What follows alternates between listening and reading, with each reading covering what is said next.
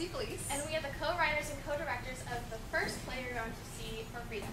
For Freedom is about the anti-World War I movement, which occurred in the United States during the early 1900s. Our movement was in response to the First World War, which officially started in 1914, but the U.S. did not enter until 1917, which is when our play takes place. Our play is important to showcase because it's so commonly overlooked in U.S. activism history, even though it was the beginning of very many anti-war, anti-military, and pro-peace movements. During this movement, a lot of people had to fight to continue their anti-war stance, as well as for their freedom of speech, which was taken away by the U.S. government when they passed several laws that prohibited any anti-war talk.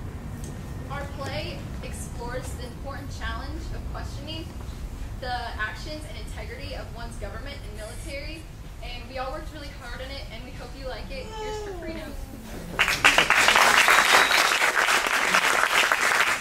By 1914, the United States was steering clear of the World War raging in Europe. President Woodrow Wilson was elected, and the general public was pleased that they had nothing to do with the war.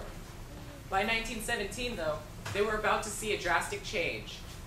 President Wilson realized that the war was going to change Europe radically.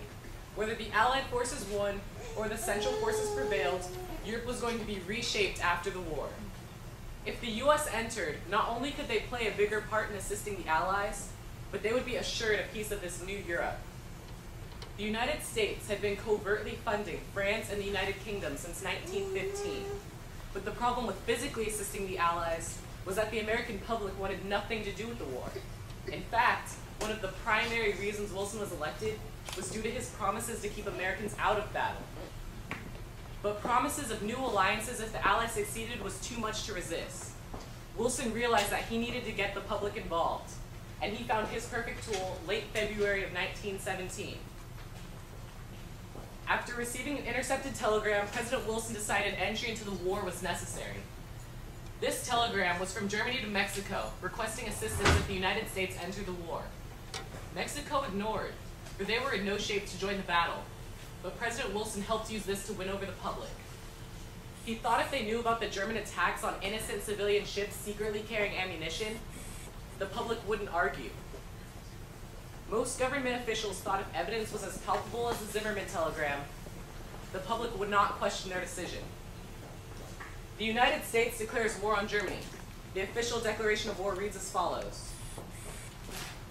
A joint resolution of war exists between the Imperial German government and the government and people of the United States in provision to prosecute the same. By the summer of 1918, the United States was sending 10,000 new soldiers to France every day. To keep these numbers consistent, they enacted their first selective service draft, which drafted 2.8 million men. Suddenly, men across the country were disappearing into battle, even those who didn't believe in what they were fighting for.